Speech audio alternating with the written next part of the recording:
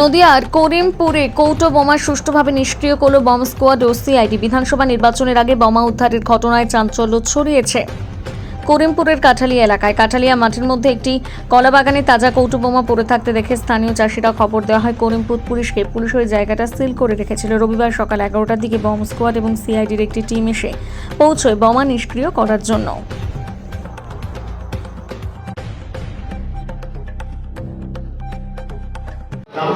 আজকে নিশ্চয়ই শুনেছেন যে কালকে কাঠালিয়া মাঠে বোমা উদ্ধার হয়েছে, তাজা বোমা উদ্ধার হয়েছে। এই বিষয় নিয়ে আপনি কি বলবেন?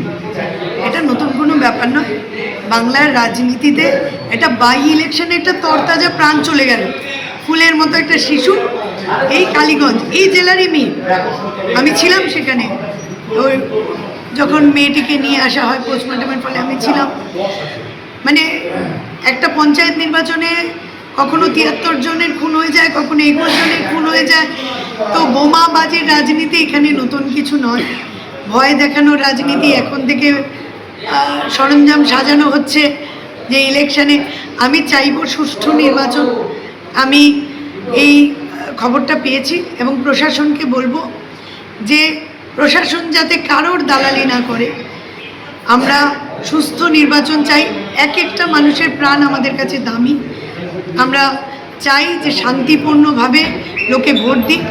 যদি এবং অন্যান্য দলকে বলছে, যদি আপনাদের বুকের পাটা থাকে, সত্যিই মনে করেন যে আপনারা নিজের দমে জিতছেন, বোমাবাজির দমে নয়, তাহলে দয়া করে হিংসাপূর্ণ রাজনীতি নয়, শান্তি সুস্থ রাজনীতি করুন।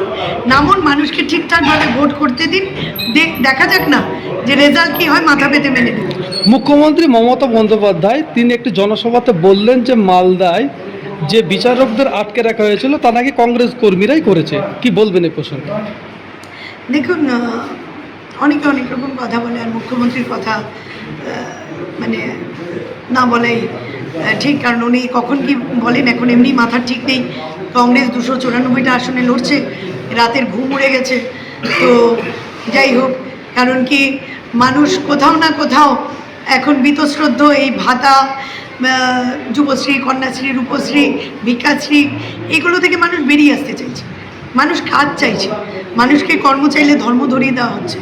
আজকে আমার মতো একজন এখানকার সবচাইতে তরুণ প্রার্থী আমি, এবং আমি ময়দানে নেমেছি।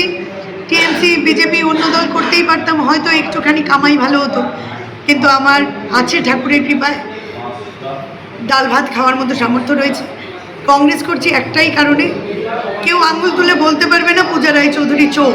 এটা আমার গর্ব, এবং তার জন্য আমি কংগ্রেসটা করি।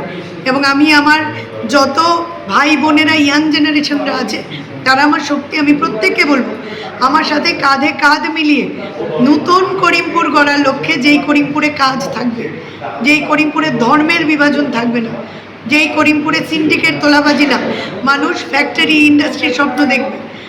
আমি সেরকম একটা করিমপুর দেখতে চাই, যেখানে হসপিটাল হবে, লোকজন কাজে যাবে, লোকজন হাত এইভাবে পাতবে না। আজকে আমি প্রচারে গেলাম, একজন ভাই বলল আমাকে, কি দিদি কিছু দিয়ে যাও। আমি বললাম হাতটাকে এরকম না, আমি এসছি যদি আপনাদের আশীর্বাদ পাই, তাহলে আমি চাইবো যাতে করিমপুরের জনগণ হাতটাকে এইভাবে করতে শেখে। এইভাবে নয়, আমরা দিতে চাই, আমরাও দেব। যে লোককে কিভাবে সাহায্য করতে হয় সেটা আমরা করব। আমরা সাহায্য নেব কেন? আমরা ভিক্ষুক নই। তাই আমার বক্তব্য, আমাদের টাকা দিয়ে আমাদের দিচ্ছে। লক্ষ্মী ভাণ্ডার প্রকল্প বন্ধ হবে না, কোনো সরকারি প্রকল্প কোনো দিন বন্ধ হয় না। রেশন বন্ধ হয়নি, কংগ্রেস নেই কিন্তু রেশন আছে। ব্যাংকিং সিস্টেম বন্ধ হয়নি, কংগ্রেস নেই কিন্তু ব্যাংকিং সিস্টেম আছে। ঠিক একইভাবে তৃণমূলের সরকার না থাকলেও লক্ষ্মী ভাণ্ডার বন্ধ হবে না। আমি এটা বলতে চাই, এবং আমি বলবো প্রত্যেকে এগিয়ে আসুন। যারা সৎভাবে, অহিংসর রাস্তায় আমরা রাজনীতিটা করতে চাই, সুস্থভাবে একটা সুন্দর ভোরের আশায় আমরা রাস্তায় নেমেছি, সাথে থাকবো।